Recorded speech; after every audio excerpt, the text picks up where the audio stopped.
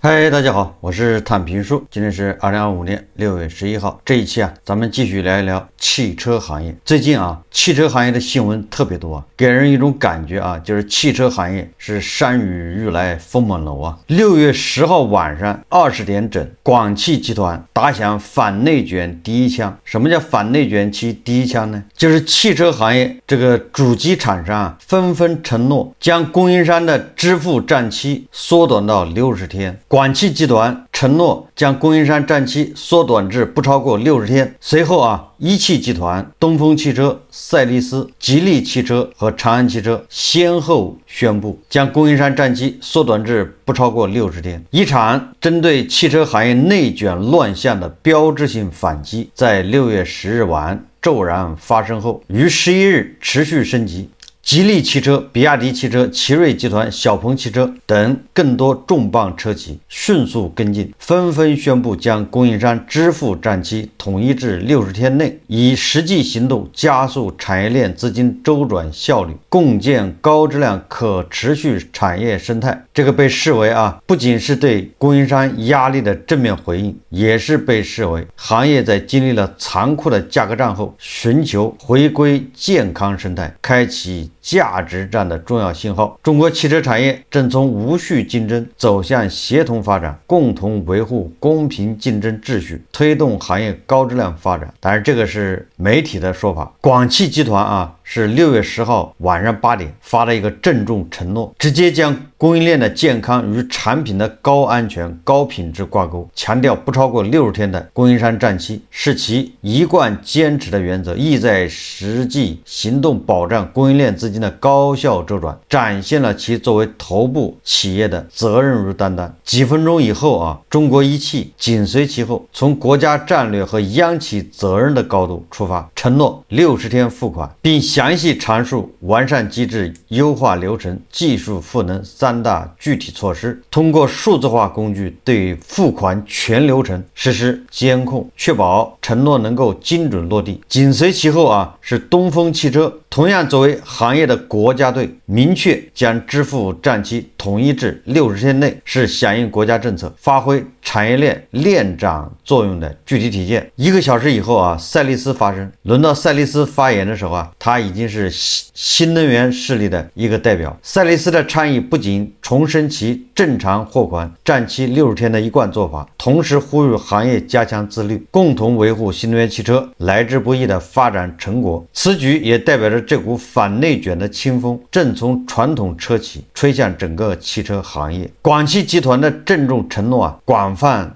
传播远超平日文章阅读量，也就是广汽集团打响了第一枪。那么昨天晚上11点多，吉利汽车连夜也是发了一个叫承诺，将供应商支付占期统一为60天。这个吉利汽车还表示此举是为了积极响应落实国务院保障中小企业款项支付条例和汽车工业协会关于维护公平竞争秩序、促进行业健康发展的倡议，旨在加速产业链资金周转效率，保障产业链供应链稳定。看得出来这些车企连夜加班争先恐后也就是说不甘落后。大家都知道，这个时候如果你不跟进的话，那就说明你这个企业应付账款有问题，你这个企业拖欠供应商的账款。这个时候如果你动作要慢了，那恐怕就遭到怀疑，说明你不情愿，说明你有压力。所以这些车企为了自证清白为了证明自己是坚决拥护这个缩短供应商占期的坚决拥护维护汽车生态链的这个健康发展的，所以他连夜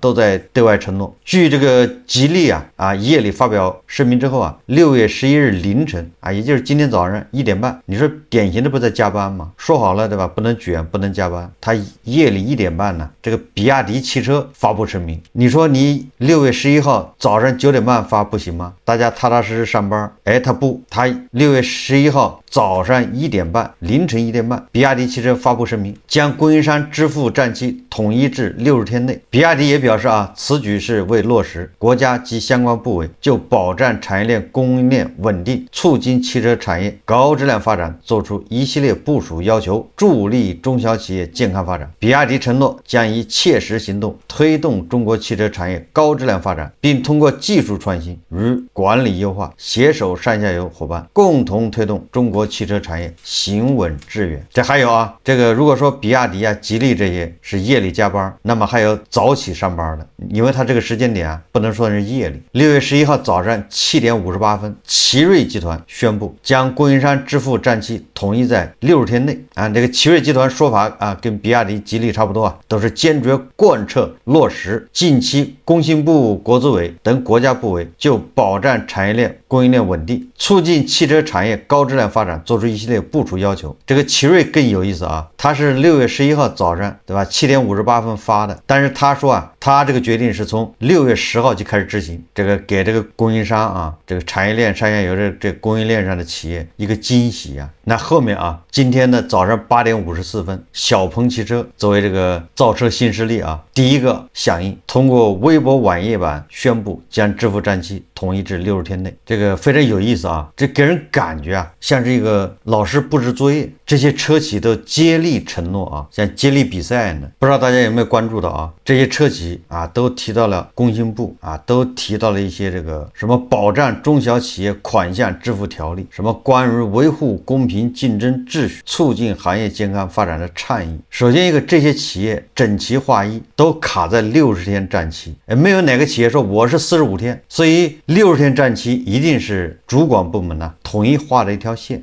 要我是啊一个车企啊，我就说我是55天账期，我就要跟别人不一样，这叫差异化。既然你不占供应链的钱，对吧？你不占供应商的钱，你不占供应商的便宜，那你少5天又怎么样？为什么大家都说60天呢？所以说这只能说是一是上面啊整齐划一的一个动作，是最近开会的一个要求，有人出手了，或者叫监管部门或者叫主管部门强行要求，一桌子谈好了，你们回去就照这个来，确保60天账期。第二个说明什么呢？说明这些企业啊，主机厂商资金压力非常大，也就是他们现在执行的啊，根本就不是60天账期，恐怕是300天的账期，要让它缩短到60天，所以他们就按照标准来，按照要求来，没有哪个企业说我缩短到50天，我主动缩短到45天，也就说明啊，车企啊是硬着头皮承诺，他们压力非常大，这个大家都理解吧？如果压力不大，那我就承诺是55天、50天，哎，你50天，那不对汽车这个产业链上下游生态不更有利吗？你结得越快，上下游这些小企业，对吧？它就越健康，这个道理大家都懂啊。你既然是为了这个汽车产业上下游的这个生态健康，所以这个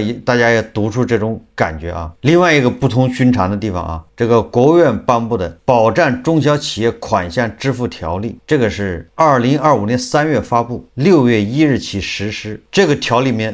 里面啊，明确要求机关、事业单位和大型企业从中小企业采购货物、工程和服务，最长付款期限不得超过60天。这里面有2个关键信息啊，就让人耐人寻味。第一个是这个条例规定了最长付款期限不得超过60天，所以这些车企啊就卡着60天来承诺。第二个，这个条例啊是6月1号起实施，那怎么到了6月10号、6月11号这些企业才出来承诺呢？而且还是这个广汽啊，也就是这些央企带头，这已经说明问题。也就是这些车企啊，并没有打算认真的履行保障中小企业款项支付条例，都已经过了10天了，他们才承诺，也就是他们原没打算把这个条例啊当回事。最后是有关部门啊，把这些车企召集到一起开会，要求他们必须履行这个条例，而且央企带头。这个条例更加针对的是这些大型企业，也就是央企、政府机关单位，不能拖欠中小企业的款项。所以大家应该知道啊，这么多汽车厂商连夜加班呢，出来承诺，对吧？有的是夜里1点，有的是夜里1点半，有的是早上7点多，对吧？说好了不加班不内卷，他还要加班，对吧？你就今天早上9点发不行吗？9点半发不行吗？发那个承诺，你知道一个个企业要发承诺，得有多少人加班呢？要审核，要往上报请示，最后发布。当然了，到现在为止还有车企啊还没有发布呢，还没有承诺，还没有表态。当然了，我想他们躲是躲不过去的。最重要的是，这个条例啊还提出，机关、事业单位和大型企业不得强制中小企业接受商业汇票、应收账款、电子凭证等非现金支付方式，不得利用商业汇票、应收账款、电子凭证等非现金支付方式变相延长付款期限。也就是给你卡死了，60天就是60天啊，你不能到时候拿个汇票来对付。这个似乎让人感觉好像这就是针对某个车企啊，某一个车企它不是供应链金融玩的飞起吗？2023年以来，价格战多次席卷汽车市场，车企为了降低成本，频频向上游供应商传递压力。在选择供应商时，车企一般追求低价中标，还会要求供应商每年按一定比例降价。此外，零部件企业抱怨企业支付货款的节奏明显放缓。国内主要汽车企业财报显示，2024年向供应商付款的账期普遍在120天以上，部分企业达到200天。这些措施会直接压缩零部件企业的利润空间，就是大部分车企的账期啊都在120天以上，部分企业超过200天，导致什么呢？导致汽车供应商和上游行业协会纷纷公开发声，呼吁车企改善供应链生态关系，也就是上游下游都活不下去了，逼急了。6月1日，浙江孔辉汽车科技股份有限公司董事长郭川公开发文，呼吁汽车行业甲方调高技术和质量能力权重，不要一味追求更低价格。他希望乙方产品真实成本费用对甲方透明，乙方也可以毫无顾忌地向甲方汇报自己的降本计划，双方每年遵循适度供货价格降幅，甲方能够确保乙方总体利润高于上年水平。这个我们在节目也介绍过啊，这就是浙江孔辉科技啊，他那个董事长他发了一封公开信，叫我有一个梦想。那个公开信就是希望啊主机厂商缩短这个账期，他希望账期要缩短到1个月，要这个主机厂商为这个零部件企业留出利润空间，一味的降价，那只能导致这个质量不过关。这个孔辉科技的董事长郭川呢，在我有一个梦想的这个公开信里面啊，希望甲方在乙方产品送达并经过必要检验后，能够立即对账开票并结算，回款可以在发票开具1个月内到账，并且电汇是回款的唯一方式。这个是作为汽车行业上游，对吧？零部件企业他们的呼吁，他们的心声。那么作为这个协会啊，行业协会也公开发声。6月10号，中国钢铁行业协会发文称，2024年以来，部分车企要求钢厂汽车板降价超过10%，远超钢厂可接受的能力。部分汽车企业在钢厂供货几个月后，才通过企业汇票支付，把本该自己承担的融资压力和成本，通过合同账期方式转嫁给供应商，导致钢厂资金压力倍增。中国钢铁业协会建议，国内车企借鉴日系车企经验，和供应商建立长期紧密稳定的合作关系，在控制成本的同时，给供应商留出一定的利润空间。该协会举例称，丰田汽车如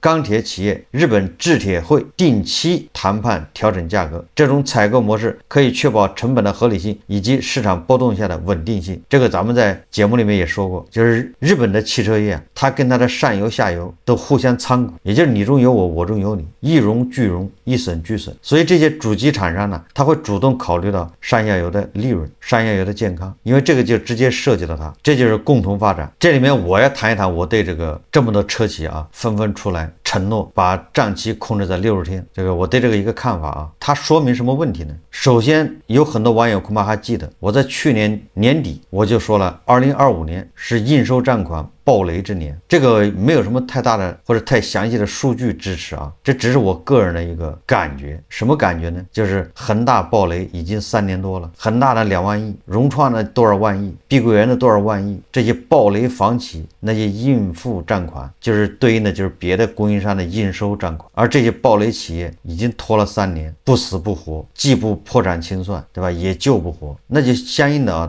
它下游都是多少万亿的应收账款收不回来。大家都知道，企业之间都是三角债，你欠我的，我欠你的，会影响多少家企业？这些企业啊，刚开始还有点家底，所以它能扛，但是你想扛了3年，还能扛得下去吗？纸包不住火啊！把那点最后的积蓄现金流扛完了，它只有倒闭，就是暴雷啊！因为别人会起诉他，法院会查封他，银行也要起诉他，银行也要冻结他的资产啊！这个是我们就是肉眼可见的，对吧？又受这个头部房企暴雷啊影响的这些房地产上下游企业，然后就是政府没钱，政府没钱就会导致政府和政府控制的融资平台，比如说那什么啊城投，比如说政府控制的国企，他们就开始拖欠下游企业的钱，这个都跟政府缺钱有关系。拖欠严重到什么程度呢？严重到2025年3月17号，就是今年的3月份，国务院颁布保障中小企业款项支付条例，要6月1号开始实行。大家也知道，如果说一个事情不严重到一定地步，它不会出台这种国务院的这种条规啊规定，说明已经非常严重啊，要求强制执行，对吧？60天账期不能拖。所以从这个啊，先看出咱们去年底说的这个应收账款暴雷啊，是确实存在的，压力是非常大的。国务院的这么重视啊，那为什么从汽车行业开始呢？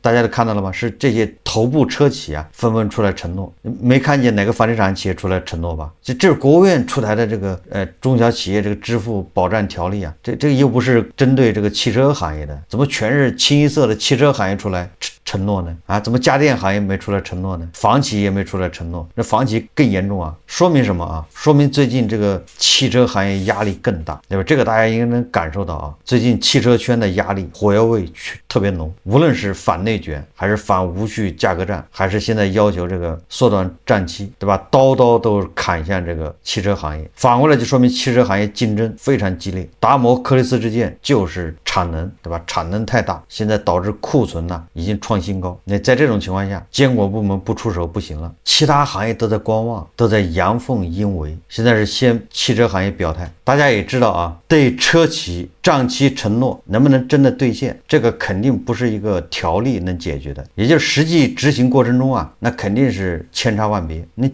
即便立法有法律条文，它中间还有各种各样的争端呢，对吧？你国务院的条例啊，那执行起来那也是弹性比较大，随行就市，尤其是在当前市场环境下，落实这个60天账期的这个承诺难度还是比较大的。大家都知道啊，价格是市场决定的，如果这个竞争格局、竞争的这种局面没有根本改善，那么这些60天账期的承诺那就会流于形式，就是形式大于实质。怎么理解呢？就是我承诺我60天账期，但是和你60天拿到钱那是两个概念，不要混淆。这就和很多人呢，金融消费者他就一想到这个股市要走牛市，涨到5000点我就能赚钱，这是两件事。就是涨到5000点和你赚钱，这不是一件事。这叫上有政策下有对策，瞎有瞎道，别有别路。如果这个车企资金链紧张，他即便承诺你60天账期，他也有可能啊，你是200天以后才能拿到钱啊。这个因为我不具体做这个供应链这一块，但是我想他一定是有办法的。你比如说啊，你任何东西你送了